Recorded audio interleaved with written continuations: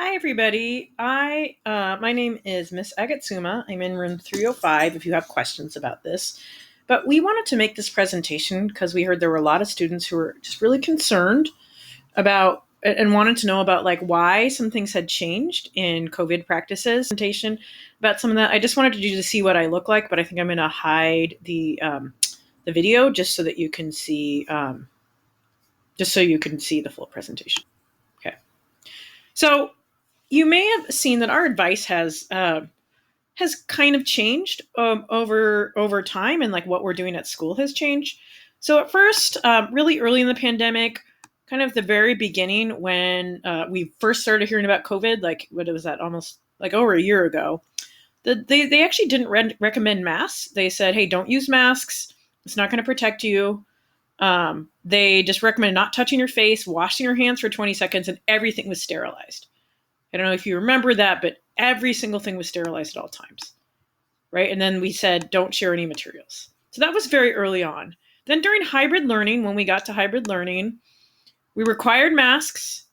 We said, again, same things, don't touch your face, wash your hands, keep distancing between students. We sterilized between classes, and we still didn't let students share materials. So that was hybrid learning last year, right? Last year. Now, masks are required. We still say try not to touch your face, wash your hands for 20 seconds. And then the difference here is this is a required distance, and we are recommending a 3-foot distance between students. So it seems really strange that all of this has changed so much, right? So what happened? We're going to actually talk about the science behind this and why the advice changed. So early in the pandemic, basically, really early on, we didn't even have many masks.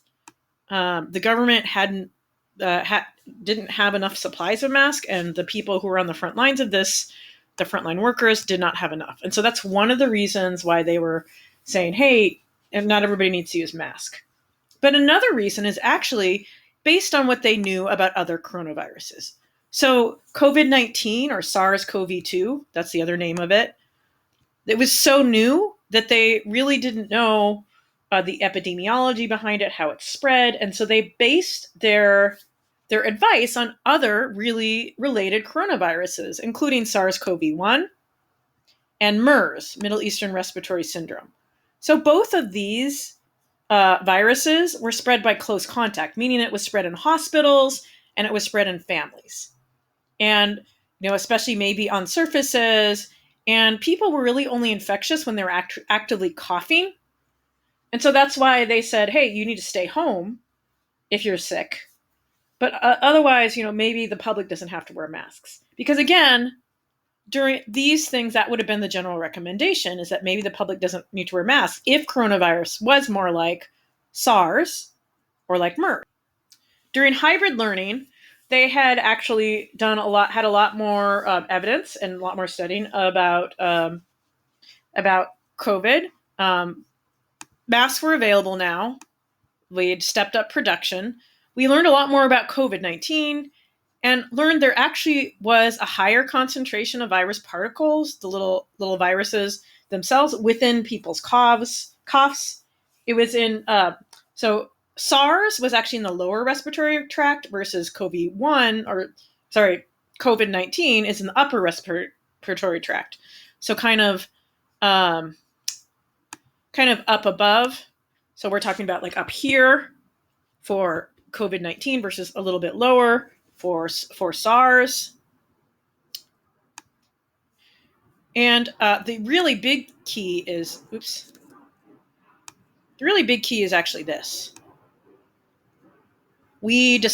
Science discovered over time that COVID-19 could be spread before symptoms show, or even people may not show very many symptoms, but they're shedding viruses with every breath out or every cough, even before they start to show symptoms. So that's one of the reasons that they required masks, and the 6-foot distancing was kind of as far as maybe a lot of respiratory droplets could travel. And so 6 feet was a safe distance to not be able to breathe in stuff that people breathed out. So now everybody has masks, or masks are really available. But the other thing is that there are vaccines available, which they weren't actually at hybrid learning. Very few people could get vaccinated. So we really had to make sure we stayed 6 feet apart. All your teachers are required to get vaccinated. Vaccination reduces the amount of time you might be infectious, even if you have a breakthrough infection. It also reduces the number of virus particles you would shed and keeps you from getting really sick. So vaccines are recommended for students. It does reduce the spread of COVID-19, though the new variant is still spreading, but probably reduced viral load with people who are vaccinated. And then we also learned a lot more about COVID-19. So in a lot of research studies, they found that masks were highly effective in reducing transmission. So for the general public. So unlike the previous coronaviruses, masks were actually really important. So that's one of the reasons that we're staying masked. Another thing is that we're making sure we have open windows and airflow. And again, a lot of people aren't wearing masks outside because outside the transmission actually is much lower in general. And then again, there's really strong evidence that the primary mode of transmission is airborne, meaning that you need to protect your eyes, nose, and you need to protect your nose and mouth from breathing in infectious particles. And the other thing, one of the reasons we're back in school is that it actually was really stressful for a lot of families, and especially for students, not having the regular school routine. So when you think of masks, first of all, it's really important that your mask covers your nose and your mouth. So that is how virus particles spread when you're breathing out. If you're infected, and again, you can spread this virus even if you're not showing symptoms. So one of the things that masking does is it reduces, it keeps others more safe from you, from your exhalations. So you think about masks that you're wearing them for other people, for your partner, for yourself, for my family, for my friends. Masks are actually a show of respect and community. So it's really important that we keep them on. You also want to make sure that you get vaccinated to reduce the risk of getting severe COVID-19 and also spreading it. And then just a couple things. So it's vital that you wear a mask. You also should, before you eat anything, if you're touching your eyes, nose, or mouth, like if you have your mask down, but before touching your eyes, wash your hands for at least 20 seconds with soap and water, or hand sanitizer if you don't have it. So again, it's actually preferred to use soap and water. That's actually better than hand sanitizer. So if you can get access to that, that is your preferred way of sterilizing your hands. And then it's okay to drink from a drinking fountain. We heard that some students were nervous about that. You can drink from a drinking fountain. This virus actually gets digested. It doesn't really come in through the mouth or swallowing route. And then it's okay for you to eat in a ventilated area, especially if you're distanced.